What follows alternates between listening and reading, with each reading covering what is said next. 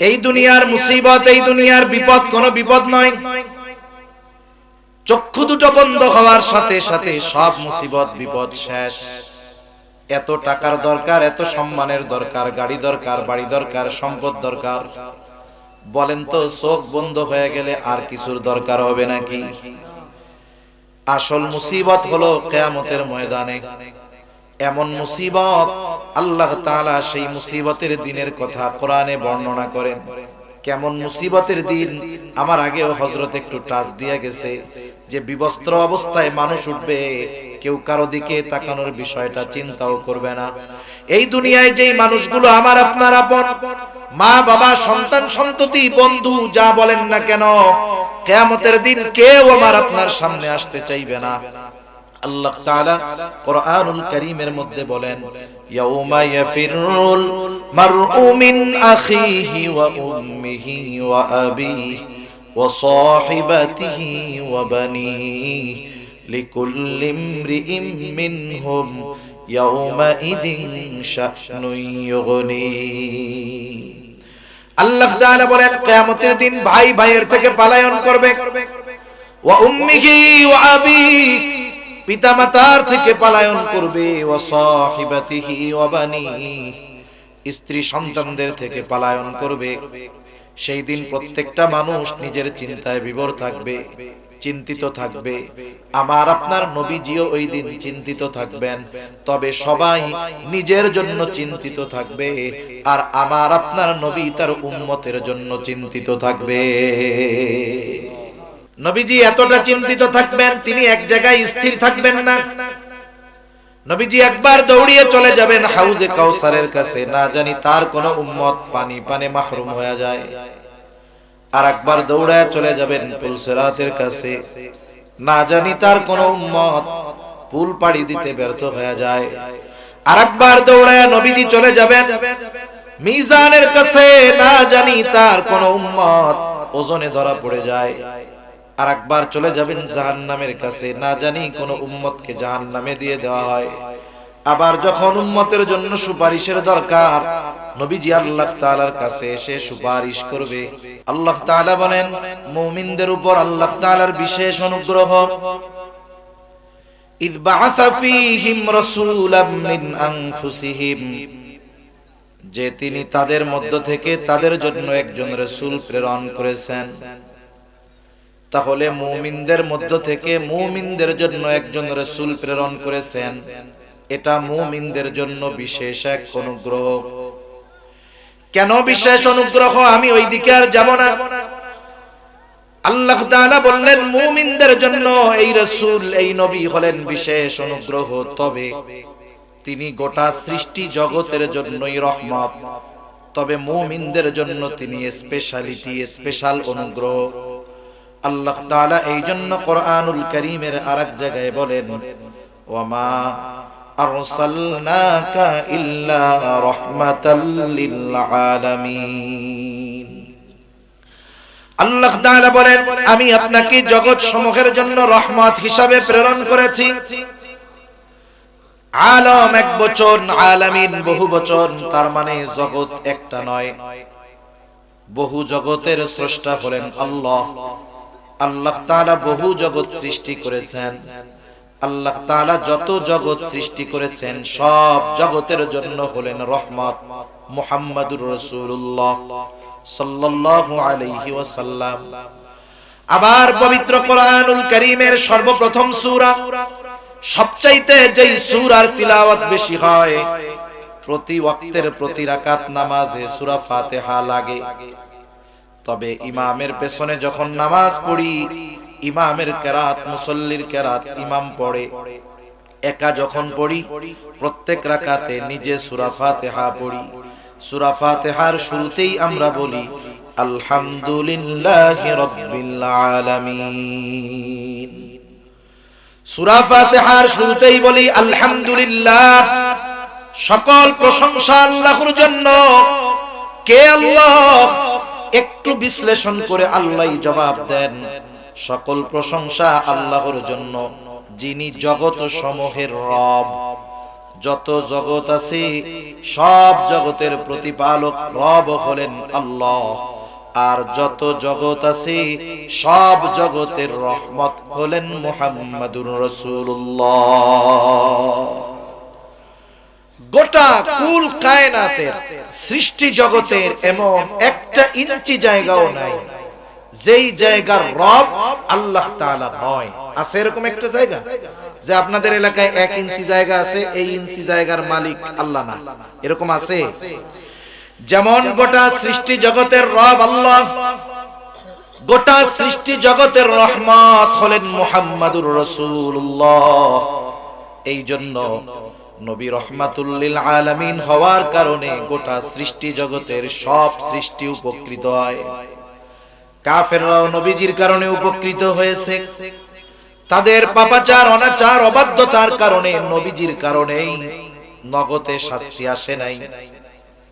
সহিহ মুসলিমের থেকে একটা ঘটনা শোনাই আপনাদের। আবু জেহেল একদিন নবীজির সামনে আসছে, নবীজিকে শোনায় শোনায় আল্লাহ তাআলার কাছে দোয়া করতেছে, নবীজিকে শোনায় বলতেছে, আল্লাহ আপনি যদি সত্যই এই কোরআন মুহাম্মাদের উপরে নাজিল করে থাকেন তাহলে আমাদের উপরে পাথর বর্ষণ করেন অথবা যন্ত্রণাদায়ক শাস্তি দেন। আবু জেহেল দোয়া করে কার কাছে? জবান খুলে বলেন তো।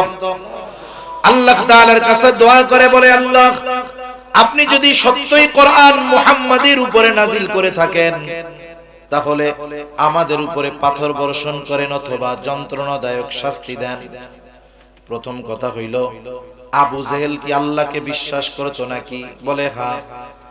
আমি বলি না, আল্লাহকে যে বিশ্বাস করতো এই বিষয়টা আল্লাহ তাআলা কোরআনুল কারীমের অনেক জায়গায় বলেন। আল্লাহ তাআলা বলেন, ওয়ালা ইন সাআলতাহুম মান খালাকাস সামাওয়াতি ওয়াল আরদা লা ইয়াকুলুন্নাল্লাহ। আল্লাহ বলেন আপনি যদি মক্কার মুশরিকদেরকে জিজ্ঞাসা করেন মান খালাকাস সামাওয়াতি ওয়াল আরদ, আসমান এবং জমিনের স্রষ্টাকে যদি মক্কার মুশরিকদেরকে জিজ্ঞাসা করেন, এই জবাবে মক্কার মুশরিকেরা তাদের দেবদেবীদের কথা বলবে না। কি বলবে? আল্লাহ তাআলা দুইটা তাকিদ যোগ করে বলেন, লা ইয়াকুলুন্নাল্লাহ, অবশ্যই অবশ্যই তারা বলবে আসমান জমিনের স্রষ্টা হলেন আল্লাহ। আল্লাহ তাআলা আরেক জায়গায় বলেন, ওয়ালা ইন সাআলতাহুম মান নাযালা মিনাস সামাই মাআন ফাআহইয়া বিহিল আরদ বা'দা মাউতিহা লা ইয়াকুলুন্নাল্লাহ। আপনি যদি তাদের কাছে জানতে চান, জিজ্ঞাসা করেন মান নাযালা মিনাস সামাই মাআ, কে আসমান হতে পানি বর্ষণ করে? শুধু তাই না, বর্ষিত এই পানির দ্বারা কে মৃত জমিনকে পুনরায় পুনরুজ্জীবিত করে? অর্থাৎ ফসল চাষাবাদের অনুপযুক্ত জমিন, ফেটে চৌচির হয়ে যাওয়া জমিন কে পানি বর্ষণের মাধ্যমে ফসল উৎপাদনের উপযুক্ত করে তোলে। ওরা ওদের দেবদেবীদের কথা বলবে না। কি বলবে? আল্লাহ তাআলা দুইটা তাকিদ যোগ করে বলেন, আপনার এই প্রশ্নের জবাবে তারা কি বলবে? লা ইয়াকুলুন্নাল্লাহ, তারা বলবে অবশ্যই অবশ্যই এইগুলো যিনি করেন তিনি কে? আল্লাহই পানি দেন, আল্লাহই এই জমিনকে, মৃত জমিনকে আবার জীবিত করেন, ফসল চাষাবাদের অনুপযুক্ত জমিনকে উপযুক্ত করে তোলেন। আল্লাহ রাব্বুল আলামিন আরেক জায়গায় বলেন, ওয়ালা ইন সাআলতাহুম মান খালাকাহুম লা ইয়াকুলুন্নাল্লাহ। আল্লাহ তাআলা বলেন আপনি যদি তাদেরকে জিজ্ঞাসা করেন তাদের স্রষ্টা কে, তাদেরকে কে সৃষ্টি করেছে, আল্লাহ তাআলা আবার ওই একই কথা, লা ইয়াকুলুন্নাল্লাহ, অবশ্যই অবশ্যই তারা বলবে আমাদের স্রষ্টা হলেন আল্লাহ। এটা মক্কার মুশরিকদের আল্লাহর প্রতি বিশ্বাস। তবে বিষয় হলো আল্লাহ তাআলার প্রতি এই বিশ্বাস থাকার পরেও এরা বেঈমান কেন, কাফের কেন? কারণ ওরা আল্লাহ তাআলার সাথে এমন কিছু শিরক করে যার কারণে তাদের এই বিশ্বাস মূল্যহীন হয়ে যায়, এজন্য তারা কাফের। আবার নবীজি আরেক জায়গায় এক হাদিসের মধ্যে আসছে, নবীজি বলেন আল্লাহ তাআলা আবু জেহেলের দোয়াও কবুল করেছেন। বদরের দিন সকাল বেলায় আবু জেহেল আল্লাহ তাআলার কাছে দোয়া করে বলে, আল্লাহ, আজকে যারা হকের উপরে আছে, সত্যের উপরে আছে, আপনি তাদেরকে বিজয় দান করেন। নবীজি বলেন, আল্লাহ তাআলা আবু জেহেলের দোয়া কবুল করেছেন এবং বদরের দিন যারা হকের উপরে ছিল, সত্যের উপরে ছিল, আল্লাহ তাআলা তাদেরকে বিজয় দান করেছে। আমি যে কথাটা বোঝাতে চাইলাম যে ওরা আল্লাহর অস্তিত্বে বিশ্বাসী ছিল। এখন আবু জেহেল দোয়া করতেছে নবীজিকে শুনিয়ে শুনিয়ে। দোয়াটা কি? যে আপনি যদি সত্যই কোরআন আবু জেহেলের উপর, মুহাম্মাদের উপরে নাজিল করে থাকেন, তাহলে আমাদের উপরে পাথর বর্ষণ করেন, নাইলে যন্ত্রণাদায়ক শাস্তি দেন। এখন বলেন তো, কোন মানুষ কি নিজের উপরে শাস্তি, আযাব, গজব এগুলা চায়? কেউ চায় না। তাহলে বলার কারণ কি? নবীজিকে শুনিয়ে বলার কারণ কি? নবীজিকে মূলত একটু তিরস্কার করা, একটু খোঁচা দেওয়া। যেমন অনেক সময় হয় দেখবেন, একটা মানুষ গরিব, দরিদ্র, অসহায় মানুষটা এখন ভালোভাবে শহরে গেছে, টাকা পয়সার মালিক হইছে, অশিক্ষিত ছিল, শিক্ষিত হইছে, এখন গ্রামের মধ্যে সর্বোচ্চ শিক্ষিত ব্যক্তি। এক সময় কি ছিল? সবচেয়ে মূর্খ, গরিব, অসহায়। এখন একটা মানুষের উন্নতি সবাই কিন্তু মেনে নিতে পারে না। উন্নতি দেখে কেউ খুশি হয়, কারো মনে হিংসা লাগে, ঠিক কিনা বলেন? এখন মানুষ প্রশংসা করতেছে ওই লোকের, যে এক সময় কিছুই ছিল না, আল্লাহ তাকে এখন অনেক কিছু দিছে। আমাদের গ্রামের সবচেয়ে শিক্ষিত ব্যক্তি, ধনী ব্যক্তি। ওই ব্যক্তি এক সময় আরেক বাড়িতে কাম করত, যার বাড়িতে কাজ করত সে দূরে দূরে দাঁড়ায় শুনতেছে যে মানুষ ওই লোকের প্রশংসা করতেছে, যেই লোক তার বাড়িতে কাজ করত। এটা এখন আর তার ভালো লাগতেছে না। আগে সে সম্পদশালী ছিল, এখন তার প্রশংসা করতেছে। এখন মানুষের কাছে গিয়া বলে, তোমরা কার কথা কইতেছো? কে এত টাকাওয়ালা হইছে? কে এত শিক্ষিত হইছে? বলে অমক, ওই ব্যক্তি। এখন মানুষ অনেক সময় কয় না, অমকে এরকম হইছে, ওরে আল্লাহ, এই খবর শোনার আগে আমি মরলাম না কেন? এরকম বলার লোক তো আলহামদুলিল্লাহ আপনাদের এদিকে নাই, আছে? এখন বলেন তো, ওই যে বললো যে এই খবর শোনার আগে আমি মরলাম না কেন, আজরাইল যদি তখন এসে বলে মরতে মন চাই, চলো, কি বলবে? যে আসলে সত্যই মরতে চাই না, এমনি এমনি কইছি। আবু জেহেল চায় না তার উপরে পাথর বর্ষিত হোক, আযাব আসুক, কিন্তু নবীকে শুনায়া বলার কারণ কি? নবীকে একটু কষ্ট দিতে চায়। কেমন যেন আল্লাহর কাছে বলে, আল্লাহ, আমি হইলাম এই এলাকার সবচাইতে বড় নেতা, আমার টাকা পয়সার অভাব নাই, লোকবলের অভাব নাই, আর আপনি কোরআন নাজিল করছেন ওর উপরে, এইটা হওয়ার আগে আমি বললাম না। মূলত কি? নবীজিকে ছোট করতে চায়। নবীজিও বুঝে এইটা, নবীজিকে উদ্দেশ্য করে বলতেছে। আল্লাহর হাবিবকে এমন কথা বলছে, আল্লাহ তাআলা সাথে সাথে নবীজির জবান দিয়া ওহী পাঠায়া দিছে। কেমন যেন আল্লাহ তাআলা বলেন, ও আবু জেহেল রে, তুমি যেটা চেয়েছো তুমি সেটারই উপযুক্ত, তুমি আযাব পাওয়ারই উপযুক্ত, তবে কেন তোমারে আমি আযাব দেই না শোনো। আল্লাহ তাআলা আমার আপনার নবীর জবান দিয়ে বের করেন, নবীকেও বলেন, ও আমার হাবিব, ওরা আপনার সাথে যেমন আচরণ করে, যা বলে তাতে শাস্তির উপযুক্ত, তবে কেন আমি শাস্তি দেই না। আল্লাহ তাআলা কোরআনুল কারীমের মধ্যে বলেন, ওয়া মা কানাল্লাহু লিয়ুআযযিবাহুম ওয়া আনতা ফীহিম। আল্লাহ তাআলা বলেন, আপনি যতক্ষণ তাদের মধ্যে আছেন, আপনি তো রহমাতুল লিল আলামিন। যেই জায়গায় রহমত আছে ওই জায়গায় আমি আল্লাহ আযাব দেই কেমনে? শুধুমাত্র আপনি তাদের মধ্যে থাকার কারণে আমি আল্লাহ আপনার সম্মানার্থে তাদের আযাব দেই না। তাহলে এমন আচরণের কারণেও কাফেররা নবীজির জন্য বেঁচে গেছে। ওই নবীর উম্মতের প্রতি দরদ, মায়া, মোহাব্বত, ভালোবাসা, আমাদের প্রতি নবীজির কত মোহাব্বত, কত ভালোবাসা, এটা কল্পনাও করা যাবে না। কেমন ভালোবাসতেন নবীজি, যে যাকে ভালোবাসে তার জন্য চিন্তিত থাকে, ঠিক কিনা বলেন? নবীজিও উম্মতের জন্য চিন্তিত ছিলেন। আব্দুল্লাহ ইবনে আমর ইবনুল আস রাদিয়াল্লাহু তাআলা আনহু বলেন, আন্নান নবী সাল্লাল্লাহু আলাইহি ওয়াসাল্লাম তাআলা মা কাউলাল্লাহি আযজা ওয়া জাল্লা ফি ইব্রাহিম আলাইহিস সালাম। এক মজলিসের মধ্যে সবাই বসা, নবীজি কোরআন থেকে ওই আয়াত তিলাওয়াত করলেন যা ইব্রাহিম আলাইহিস সালামের ব্যাপারে আল্লাহ নাজিল করেছে। কি নাজিল করেছে ইব্রাহিম আলাইহিস সালামের ব্যাপারে? ইব্রাহিম আলাইহিস সালাম তার গুনাহগার উম্মতের ক্ষমা চেয়ে আল্লাহ তাআলার কাছে দোয়া করতেছে। কি দোয়া? পবিত্র কোরআনুল কারীমের 13তম পারা সূরা ইব্রাহিমের মধ্যে আল্লাহ তাআলা বলেন, রব্বি ইন্নাহুন্না আযলালনা কাসীরাম মিনান নাস ফামান তাবিআনি ফাইন্নাহু মিন্নি ওয়ামান আসানি ফাইন্নাকা গফুরুর রহিম। ইব্রাহিম আলাইহিস সালাম বলতেছে, রব, এই প্রতিমাগুলো, এই মূর্তিগুলো অধিকাংশ মানুষকে পথচ্যুত করে ফেলেছে, পথভ্রষ্ট করে ফেলেছে। তবে ফামান তাবিআনি ফাইন্নাহু মিন্নি, যারা আমার আনুগত্য করেছে তথা মূর্তি পূজা বাদ দিয়ে ঈমান এনেছে, ফাইন্নাহু মিন্নি, সে তো আমার দলভুক্ত।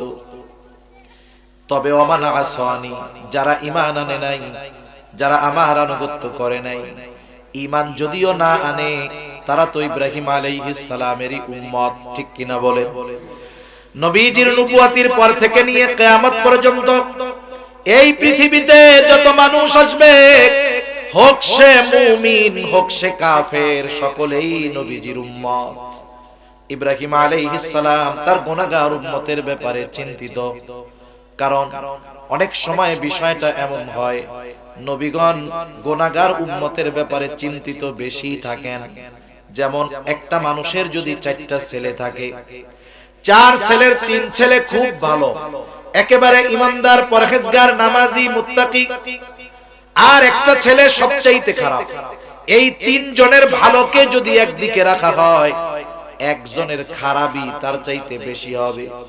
এখন বলেন তো, মা বাবা সব সময় ওই ভালো 3 জনকে নিয়ে বেশি চিন্তা করে নাকি খারাপটাকে নিয়ে চিন্তা বেশি করে? শুধু তাই না, যখনই আল্লাহর কাছে দোয়া করে বলে, আল্লাহ আমার এই ছেলেটা যদি ভালো হয়ে যাইতো, ওকে যদি ভালো দেখা মরতে পারতাম, তাহলে মরেও শান্তি পাইতাম। এই চিন্তার কারণে, মুহাব্বতের কারণে, ভালোবাসার কারণে খারাপ হলেও ওর জন্য চিন্তা বেশি থাকে।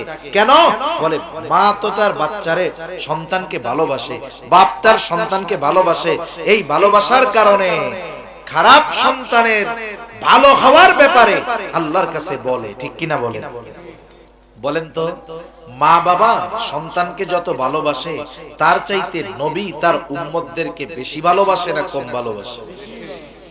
কোন সন্দেহ আছে? কোন সন্দেহ নেই। আসলে কে ভালোবাসে আমাদের? ভালো তো বাসে সে, মুসিবতে পাশে থাকে যে। আপনি মনে করেন এখান থেকে সুনামগঞ্জ গেছেন, একটা লোক আপনারে, শুধু আপনার এলাকার মানুষ আপনারে শুধু বলে, ভাই আপনারে খুব ভালোবাসি, আপনার জন্য জীবন দিয়া দিব। আপনার কানের কাছে এসে শুধু এই ওয়াজ শোনায়, কি বলে? আপনাকে খুব ভালোবাসি ভাই, আপনার লাগি জীবন দিয়া দিব। আপনি মনে করতেছেন, যাক পাইছি এমন এক লোক, আমারে যদি কেউ আঘাত করে সে আমার পাশে থাকবে, মুসিবতে পাশে থাকবে। তা আপনি এই লোকটাকে নিয়ে, যে আপনারে খুব ভালোবাসার গল্প দেয়, এর নিয়ে গেছেন সুনামগঞ্জ। সুনামগঞ্জ বাজারে, শহরে গেছেন, যে কোনো একটা অনাকাঙ্ক্ষিত ঝামেলা হয়ে গেছে, আপনি একটা মুসিবতে পড়ে গেছেন। মুসিবতে পড়লে কাছে থাকবে কে? যে সবচেয়ে বেশি ভালোবাসে। ঠিক না? আপনি চিন্তা করতেছেন, মুসিবতে তো পড়ছি, আমি তো একা না, সাথে আমার বন্ধুও আছে। ঠিক না? আপনি বন্ধুর সাহায্যের আশায় ডাইনে তাকায় দেখেন, বামে তাকায় দেখেন, পিছে তাকায় দেখেন, বন্ধু হাওয়া হয়ে গেছে। একটু আগে যে আপনারে বলছে আপনার জন্য জীবন দিতে তৈয়ার, এরই খবর নেই। এখন এই মুসিবত থেকে কোনো মতে বেঁচে বাড়িতে আসছেন, মোটরসাইকেল থেকে যেই নামছেন, ওই লোক দৌড়ে এসে হাজির, ভাই আপনারে খুব ভালোবাসি। আপনি এখন এর কি করবেন বলেন না? হাদিয়া দিবেন? হাদিয়া দিবেন হলো থাপ্পড় দিবেন, জুতার পিটা দিবেন, বলবেন চিটিংবাজ, মিথ্যুক, প্রতারক, বাটপার, তুই যদি সত্যি আমাকে ভালোবাসতি তাইলে ওই বিপদে যখন পড়ছি সব চলে গেলেও তুই আমার পাশে থাকতি। ঠিক কিনা বলেন? এই দুনিয়ার মুসিবত, এই দুনিয়ার বিপদ কোন বিপদ নয়। চক্ষু দুটো বন্ধ হওয়ার সাথে সাথে সব মুসিবত বিপদ শেষ। এত টাকার দরকার, এত সম্মানের দরকার, গাড়ি দরকার, বাড়ি দরকার, সম্পদ দরকার। বলেন তো চোখ বন্ধ হয়ে গেলে আর কিছুর দরকার হবে নাকি? আসল মুসিবত হলো কিয়ামতের ময়দানে। এমন মুসিবত, আল্লাহ তাআলা সেই মুসিবতের দিনের কথা কোরআনে বর্ণনা করেন। কেমন মুসিবতের দিন? আমার আগেও হযরত একটু টাচ দিয়ে গেছে যে বিবস্ত্র অবস্থায় মানুষ উঠবে, কেউ কারো দিকে তাকানোর বিষয়টা চিন্তাও করবে না। এই দুনিয়ায় যেই মানুষগুলো আমার আপনার আপন, মা বাবা, সন্তান সন্ততি, বন্ধু, যা বলেন না কেন, কিয়ামতের দিন কেউ আমার আপনার সামনে আসতে চাইবে না। আল্লাহ তাআলা কোরআনুল কারীমের মধ্যে বলেন, ইয়াউমা ইয়াফিরুল মারউ মিন আখিহি ওয়া উম্মিহি ওয়া আবিহি ওয়া সাহিবাতিহি ওয়া বানিহি লিকুল্লি ইমরিইম মিনহুম ইয়াউমা ইযিন শা'নুন ইউগনি। আল্লাহ তাআলা বলেন কিয়ামতের দিন ভাই ভাইয়ের থেকে পলায়ন করবে, ওয়া উম্মিহি ওয়া আবিহি, পিতামাতার থেকে পলায়ন করবে, ওয়া সাহিবাতিহি ওয়া বানিহি, স্ত্রী সন্তানদের থেকে পলায়ন করবে। সেই দিন প্রত্যেকটা মানুষ নিজের চিন্তায় বিভোর থাকবে, চিন্তিত থাকবে। আমার আপনার নবীজিও ওই দিন চিন্তিত থাকবেন, তবে সবাই নিজের জন্য চিন্তিত থাকবে, আর আমার আপনার নবী তার উম্মতের জন্য চিন্তিত থাকবে। আপনাদের মনে হয় কষ্ট হইতেছে, তাই না? ঘুম আসতেছে? বেশি সময় আমি শেষ করে দিব, একটু উঠা বসা না করে বসেন, আমি বেশি সময় আর কষ্ট দিব না। এমনিও ঠান্ডাও আছে, কুয়াশাও মনে হয় পড়তেছে, পানি তো টপ টপ করে পড়তেছে এই জায়গায়। তা ওই দিন নবীজি উম্মতের ব্যাপারে চিন্তিত থাকবেন। নবীজি এতটা চিন্তিত থাকবেন, তিনি এক জায়গায় স্থির থাকবেন না। নবীজি একবার দৌড়িয়ে চলে যাবেন হাউজে কাউসারের কাছে, না জানি তার কোন উম্মত পানি পানে মাহরুম হয়ে যায়। আর একবার দৌড়ায় চলে যাবেন পুলসিরাতের কাছে, না জানি তার কোন উম্মত পুল পাড়ি দিতে ব্যর্থ হয়ে যায়। আর একবার দৌড়ায় নবীজি চলে যাবেন মিজানের কাছে, না জানি তার কোন উম্মত ওজনে ধরা পড়ে যায়। আর একবার চলে যাবেন জাহান্নামের কাছে, না জানি কোন উম্মতকে জাহান্নামে দিয়ে দেওয়া হয়। আবার যখন উম্মতের জন্য সুপারিশের দরকার, নবীজি আল্লাহ তাআলার কাছে এসে সুপারিশ করবে। শুধু তাই না, হাসরের ময়দানে সব নবী জান্নাত অভিমুখে রওনা হয়ে যাবে। বিচার কার্য শেষ। বিচার কাজ শেষ হওয়ার পরে হয় আপিল। আপিল কোন সময় হয়? যখন রায় ঘোষণা হয়, এরপরেই না আপিল হয়। বিচার কাজ শেষ হওয়ার পরে আপিল হয়। এখন বিচার শেষ, ফয়সালা শেষ, সব নবী জান্নাত অভিমুখে রওনা হয়ে যাবে, জান্নাতের দরগড়ায় পৌঁছায় যাবে। তবে জান্নাতের দরজা খোলা হবে না, বন্ধ। জিজ্ঞাসা করা হবে, কি ব্যাপার, জান্নাতের দরজা খোলা হয় না কেন? বলে, যিনি আসলে খোলা হবে তিনি আসেন নাই। তিনি কোথায়? বলে, এখনো হাসরের ময়দানে আছে। কি করে? বলে, উম্মতের মাগফিরাতের চিন্তায় তিনি বিভোর। আল্লাহ তাআলা আমার আপনার নবীর হৃদয়কে উম্মতের জন্য এত ভালোবাসা দিয়ে ঢেলে দিয়েছেন, ওই কঠিন হাসরের ময়দানে আমার আপনার নবী ততক্ষণ জান্নাত অভিমুখে রওনা হবে না, যতক্ষণ না তার ওই উম্মত, যার মধ্যে যারা পরিমাণ ঈমানও আছে, ওই ব্যক্তির ব্যাপারে যতক্ষণ জান্নাতের নিশ্চয়তা নবী না পাবেন, ততক্ষণ নবী নিজে জান্নাতের দিকে রওনা হবে না। অথচ হাসরের ময়দানে মানুষ কি বলবে জানেন? মানুষ বলবে, আল্লাহ, আপনি দুনিয়ার সব মানুষকে জাহান্নামে দিয়ে হলেও আমারে আপনি জান্নাত দিয়ে দেন। মানে আমাকে জান্নাত দেওয়ার বিনিময়ে আপনি দুনিয়ার সব মানুষকে জাহান্নাম দিয়ে দেন, তাও আমারে আপনি মাফ করে দেন। ওই কঠিন দিন বাপ চিনবে না, মা চিনবে না, কিন্তু ওই নবী তার উম্মতকে ভুলবে না। সুবহানাল্লাহ।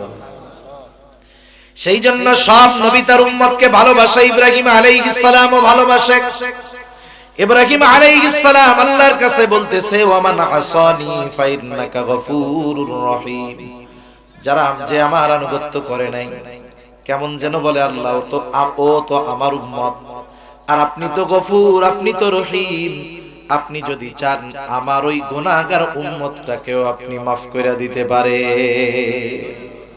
মূলত মাফ চাইতেছে উম্মতের জন্য। وقال عيسى عليه السلام إن تعذبهم فإنهم عبادك وإن تغفر لهم فإنك أنت العزيز الحكيم। ঈসা আলাইহিস সালাম আল্লাহর কাছে বলে, ইন তুআযিবহুম ফাইন্নাহুম ইবাদুক, আয় আল্লাহ আপনি যদি তাদেরকে শাস্তি দেন তারা তো আপনারই বান্দা, ওয়া ইন তাগফির লাহুম, আর যদি আপনি তাদেরকে মাফ করে দেন, ফাইন্নাকা আনতাল আজিজ, আপনি হলেন মহাপরাক্রমশালী, আপনি হলেন হাকিম, মহাপ্রজ্ঞাময়। তার মানে ঈসা আলাইহিস সালামও কেমন যেন বলে, আল্লাহ আপনি যেহেতু মহাপরাক্রমশালী, আপনার গুনাহগার বান্দা আমার উম্মত গুলারে যদি আপনি মাফ করে দেন, কেউ আপনার কাছে জবাবদিহিতা চাইবে না। আয় আল্লাহ আপনি আমার গুনাহগার উম্মত আপনার বান্দা গুলারে মাফ করে দেন। মূলত ঈসা আলাইহিস সালাম তার গুনাহগার উম্মতের জন্য আল্লাহর কাছে মাফ চাইতেছে। নবীজি এই দুই আয়াত তিলাওয়াত করেছেন। যখন তিনি দুই নবীর তার গুনাহগার উম্মতের ব্যাপারে দোয়া এই আয়াতগুলো তিলাওয়াত করলেন, এইবার নবীজির অন্তরের মধ্যে তার গুনাহগার উম্মতের মুহাব্বত, ভালোবাসা, দরদ উঠলায়া উঠলো। নবীজি কি করবেন, কি করলেন? বর্ণনাকারী বলেন, ফারাফা ইয়াদাইহি, দুই হাত তিনি উঁচু করলেন।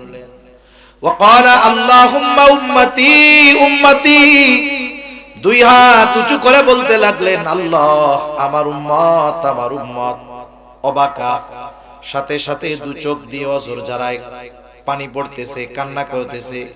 তাহলে আল্লাহর নবী কান্না করেন আর বলেন, আল্লাহ আমার উম্মত আমার উম্মত আমার উম্মত, আর কিছু বলেন না। কিন্তু কি বলতে চান? দুনিয়ার কেউ জানুক আর না জানুক, বুঝুক আর না বুঝুক, যিনি জানেন যিনি বোঝেন তিনি কে? আল্লাহ তাআলা জিবরাইল আলাইহিস সালামকে বলে, জিবরাইল যাও মুহাম্মাদের কান্নার কারণ জিজ্ঞাসা করো। জিবরাইল চলে আসছে, বলে কেন কান্না করেন? যদিও আপনার কান্নার কারণ আল্লাহ জানেন, এরপরেও তিনি আপনার মুখ থেকে শুনতে চান, জানতে চান। কথা হইল আল্লাহ তাআলা জানার পরেও নবীর জবানে কেন শুনতে চায় আল্লাহ তো জানেই। একটা উদাহরণ দেই, তাইলে অনেক কথা হয়তো বুঝতে সহজ হবে। আমাদের অঞ্চলগুলোর মধ্যে যে মাদ্রাসাগুলো আছে, মাদ্রাসার মধ্যে ছোট ছোট বাচ্চারা পড়ে কি পড়ে না? 5-6 বছর 7 বছরের বাচ্চা পড়ে, সারা সপ্তাহ মা বাবাকে না দেখা ওইখানে থেকে থেকে পড়ে। এইবার যখন বৃহস্পতিবার আসে, বৃহস্পতিবার আসরের পরে বিকাল বেলা ছোট্ট একটা বাচ্চা হুজুরের সামনে গিয়ে কান্না করে। বৃহস্পতিবার বিকালে ছোট বাচ্চা হুজুরের সামনে গিয়া কাঁদতেছে, কিছু কইতে পারে না। বলেন তো, বৃহস্পতিবার বিকালে ছোট কোনো ছাত্র গিয়ে যদি হুজুরের সামনে কান্না করে, এই কান্নার কারণ কি? আপনারা কোন তো বাড়িতে যাইতো চায়, ছুটি চায়। আপনারা আমরা যেহেতু বুঝি, হুজুরে কান্নার কারণ মনে হয় বুঝে না। বুঝে? হুজুর আরো ভালো বুঝে, কিন্তু কিছু বলে না, উল্টা জিজ্ঞাসা করে কান্না করো কেন? এইবার ওই বাচ্চাটার কান্নার গতি আরো বাড়ে। হুজুর বলে, যতই কান্না করো লাভ নাই, কি জন্য কান্না করতেছ ওইটা আগে মুখ দিয়া কও। এইবার ছোট বাচ্চা কান্না জড়িত কণ্ঠে বলে, হুজুর আমার মায়ের জন্য আমার বুকটা পুড়তেছে, কলিজাটা পুড়তেছে, একটু ছোট বোনটারে দেখতে মন চায়, একটু বাড়িতে যাইতে মন চায়, এই জন্য কাঁদতেছি, ছুটি দেন।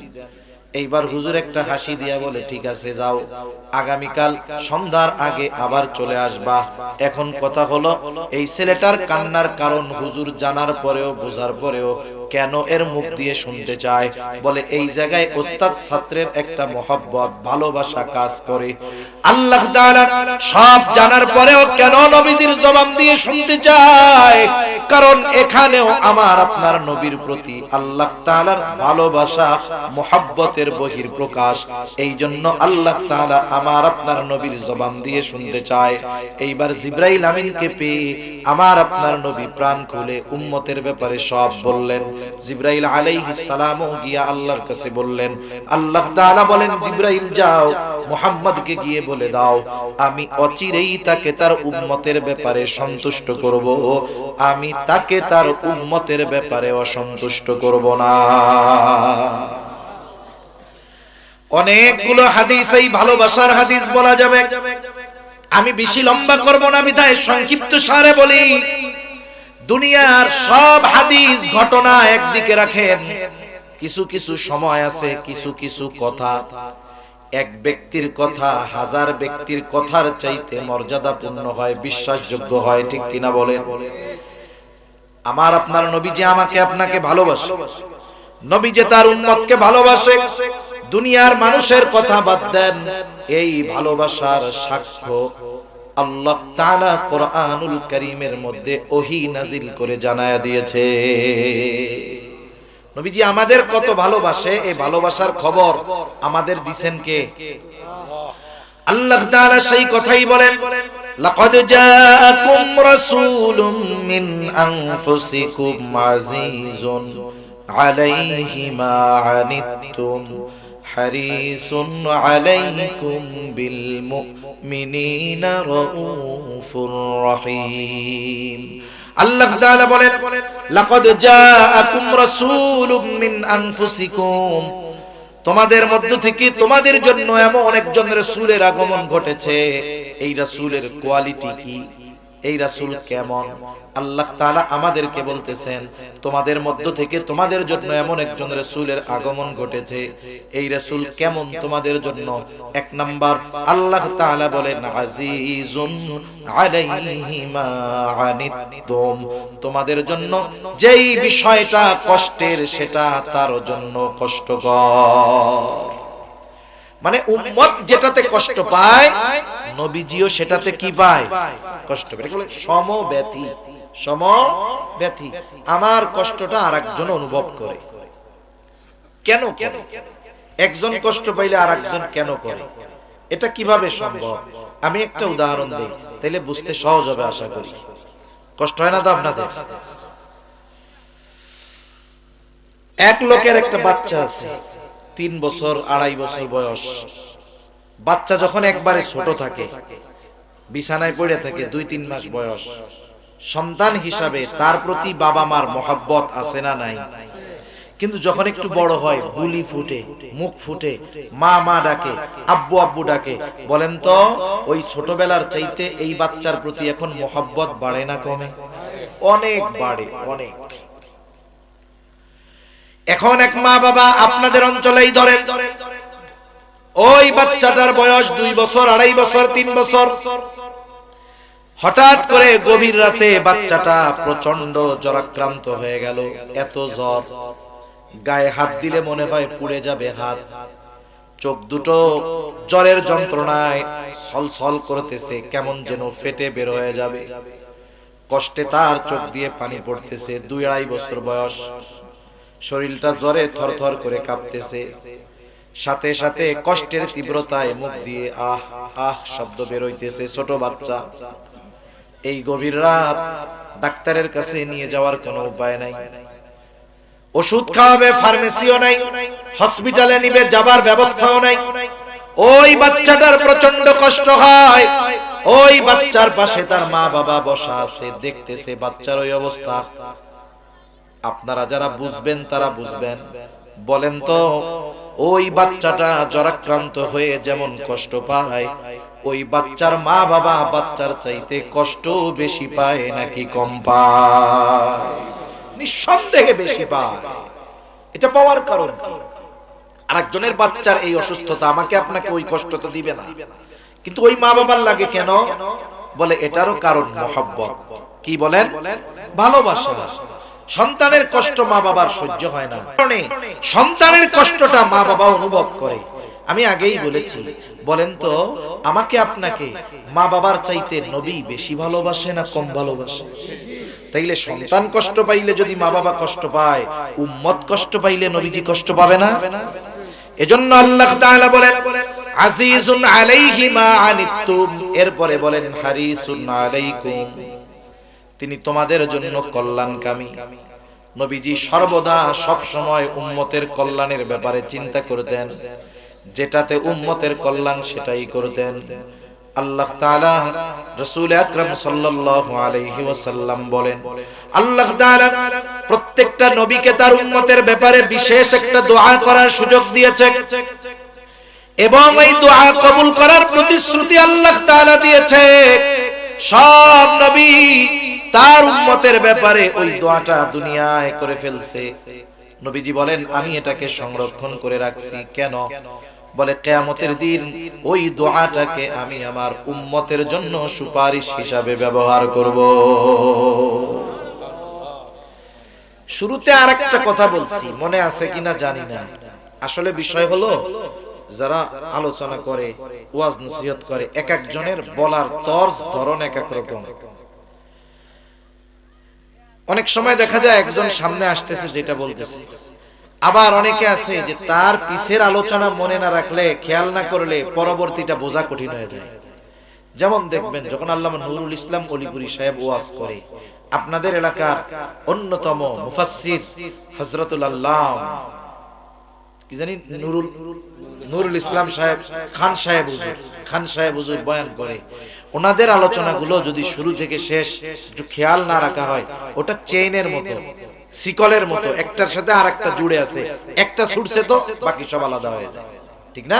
এজন্য পিছের কথাগুলো খেয়াল রাখতে হয়, তাহলে পরবর্তীটা বুঝতে সহজ হয়। আল্লাহ তাআলা প্রথমে বললেন, তিনি হলেন আজিজুন আলাইহি মা আনিতুম হারিসুন আলাইকুম। নবী এমন নবী, তোমাদের জন্য সমব্যথী, তোমাদের কল্যাণকামী। তবে এটা সবার জন্য। নবী মুমিনেরও কল্যাণ চান, তার উম্মত যে কাফের তারও কল্যাণ চান। নবীজি তার উম্মত ঈমানদারটাও যদি জাহান্নামে যায়, পাপের কারণে কষ্ট পাবেন, আর যেটা কাফের হয়ে জাহান্নামে যাবে ওটার জন্য কষ্ট পান, ঠিক কিনা বলেন? এটা তো সবার জন্য হলো আমভাবে, তাহলে স্পেশাল ভাবে মুমিন উম্মতের জন্য নবী কেমন? কারণ আল্লাহ তাআলা শুরুতে বলছে, লাকাদ মান্নাল্লাহু আলাল মুমিনিন, মুমিনদের জন্য আল্লাহ তাআলার বিশেষ অনুগ্রহ যে তিনি তাদের মধ্য থেকে তাদের জন্য একজন রাসূল প্রেরণ করেছেন।